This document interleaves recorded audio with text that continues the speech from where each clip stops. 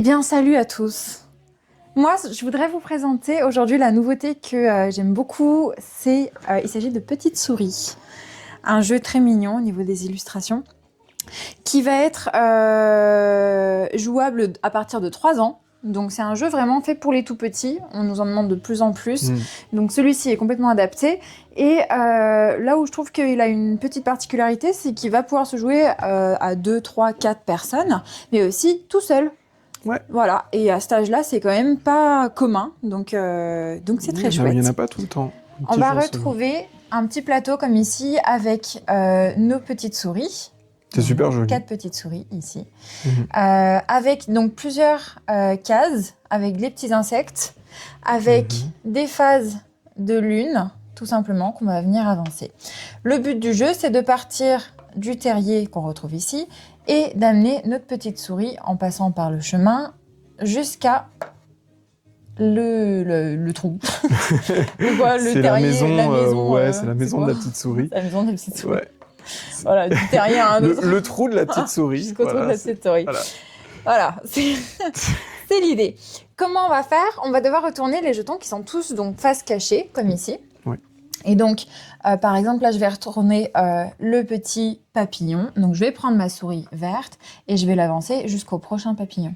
Si j'ai un joueur qui est ici, je vais aller au papillon suivant. Voilà.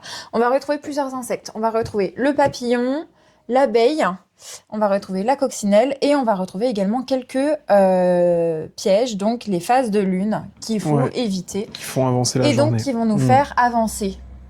Bien sûr, il faut réussir à aller jusqu'au trou avant la tombée de la nuit. Et ouais. Voilà. Bah oui. Quand on va arriver devant les petits escargots, la taupe et le hérisson, on va avoir le droit de retourner 2 jetons, de les regarder et de les remettre. Voilà, ce qui nous permet d'anticiper un petit peu la suite. Donc c'est un jeu très mignon, qui est très rapide en termes de timing. Les durées de partie, c'est en moyenne 10 minutes, mais moi je dirais même 5 si on est 2 adultes.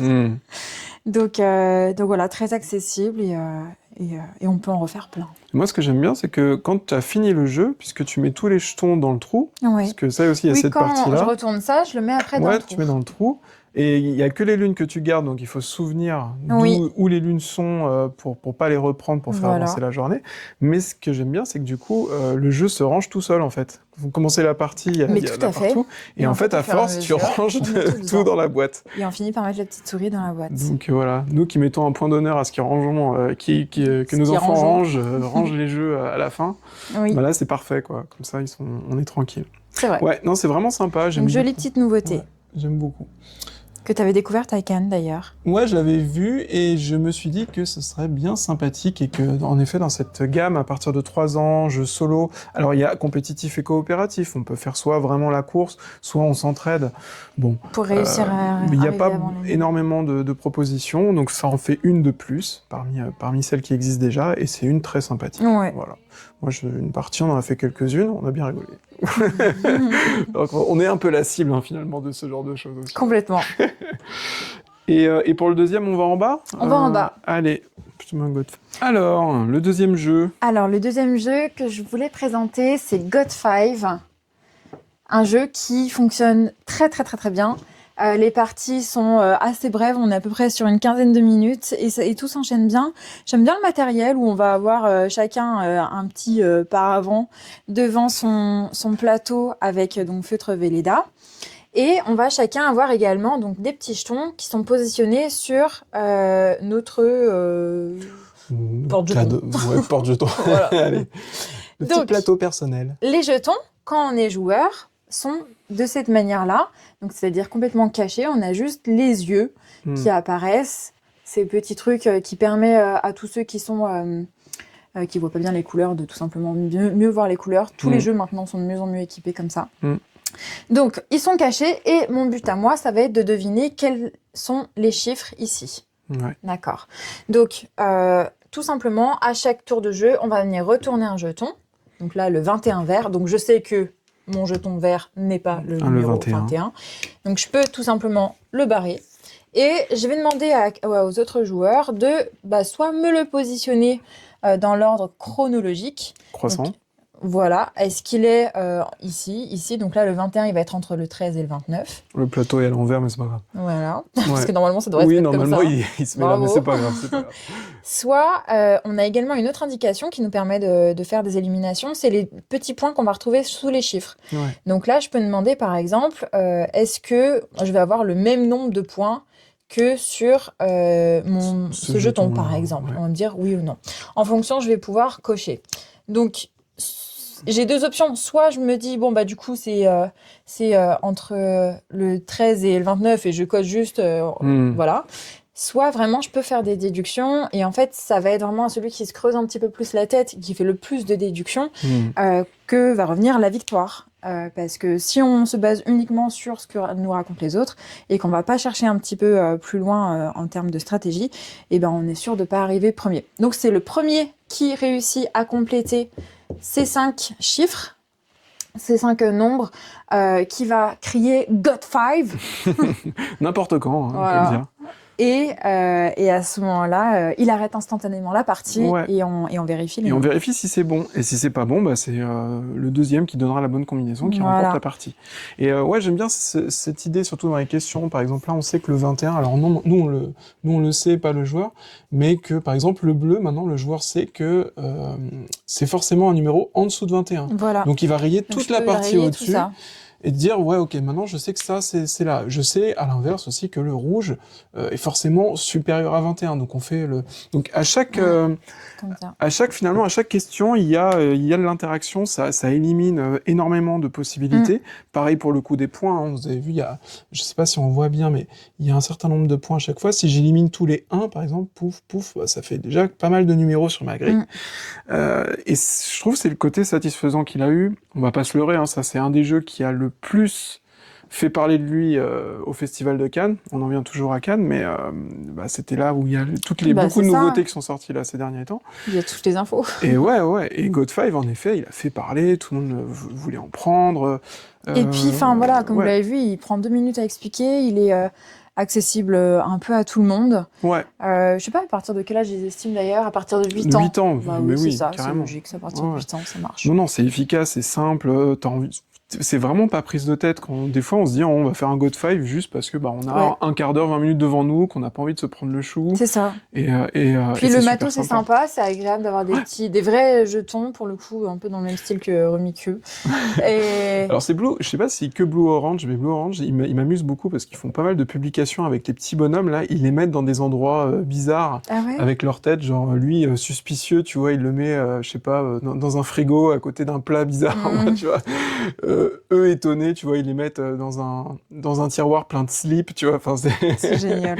Ils ont fait plein de petites mises en scène rigolotes, donc le matériel est chou comme tout. Nous, on a fait des parties à 2, à 3, à chaque fois ça tourne bien. Franchement, il n'y a pas de... Autant parfois je dis, là, ce jeu, clairement, il faut être 2 et pas plus. Autant là, je trouve que ça tourne aussi bien. Il m'avait bien plu à Cannes et on l'avait fait à 2, On l'avait fait à 2, puis ici, on a fait beaucoup de parties à 4. Ce qui est bien, c'est que pendant le tour des autres, vu que tout le monde révèle un jeton... Et tout le monde peut chercher de son côté. Voilà, t'as des choses à faire pendant ce temps-là. Puis tu peux en profiter pour réfléchir, parce que tu peux faire des déductions, tu peux dire, si mon jaune est forcément inférieur, ça veut dire que tel numéro n'est pas... Enfin bon, tu mets ta petite enquête, Ça va très vite. Bon, super. Moi, j'adore. Allez, moi, je vous montre la Black Library qui est là-haut. La Warhammer. La Warhammer.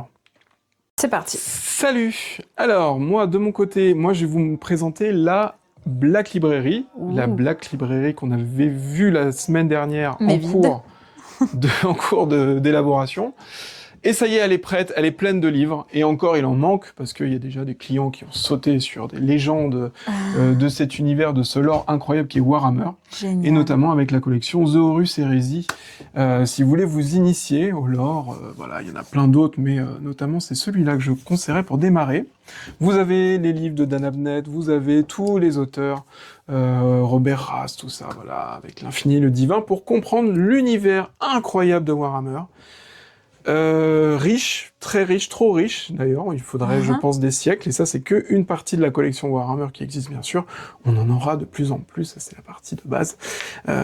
On va l'étoffer jusqu'à devenir des experts et parler avec vous pendant des heures de théorie sur Warhammer. Donc prenez un jour de congé pour venir parler de Warhammer. Voilà, ça sera avec plaisir, et puis on aura des experts qui vont venir m'étayer dans mes propos, dans mes discours, voilà.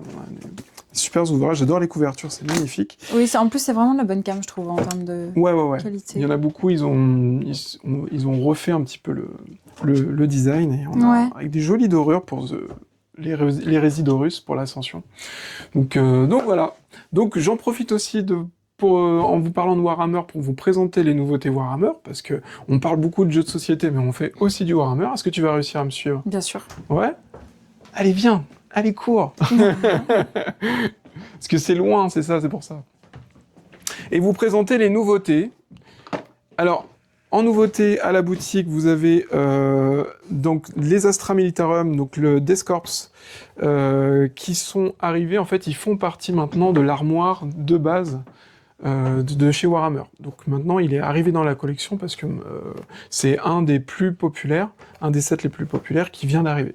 Voilà. Ok, cool. Chez nous. Donc j'en profiterai pour le ranger. Et demain, puisque les sorties chez Warhammer, c'est pas le vendredi, c'est le samedi. Donc demain seront mis en vente les Red Corsair Riders, donc avec la boîte de miniatures. Et on aura aussi le capitaine Red Corsair. Qui est bien moche. Non, il est trop beau. Il est très beau. T'as vu tout ce drapé, ce style? Oui, il est stylé, mais il n'est pas spécialement beau, je veux dire, physiquement. Voilà, donc si vous avez des pots de peinture rouge à finir, c'est maintenant. Voilà, tout à fait. Et je me permets une petite transition, c'est que tu es en train de remplir une nouvelle armoire de peinture, là, qui va être de plus en plus fournie. Donc voilà, le but, c'est vraiment qu'il y ait un set complètement complet chez Warhammer, à la Guilde des Mots. Voilà, et qu'on ait un maximum de peinture. On a beaucoup de clients qui sont peintres, qui adorent les figurines juste pour la peinture, pas forcément pour le jeu. Mais aussi, ça peut être utilisé pour des figurines de jeux de société. Ça m'arrive, j'ai des clients qui font pas forcément le Warhammer, mais les figurines de jeux de société. Ça marche aussi très bien. Petite particularité, c'est que maintenant, la peinture a changé de nom. C'est plus Citadel, c'est la peinture, elle s'appelle tout simplement Warhammer.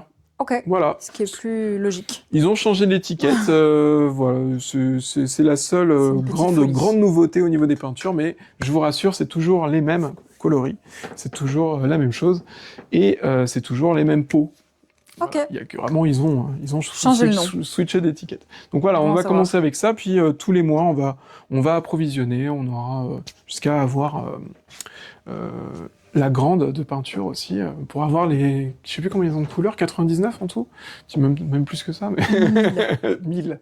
On aura les 1000 couleurs. On va en inventer une. On va travailler avec eux. Très bien. Donc voilà, c'est pour les nouveautés de ce côté-là. Très bien. Et bah c'est tout pour cette semaine, c'est déjà pas mal. C'est déjà pas mal. Il y a eu d'autres choses, mais venez en boutique, on vous en parlera. Il y a trop de sorties en ce moment. Il y en a beaucoup trop. La vidéo, elle ferait 1h30. Ben oui.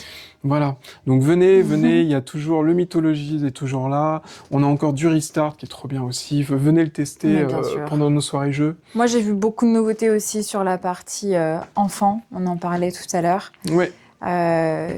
Voilà, il y a plein de réassorts. On a ramené Queen Domino, après les King Domino.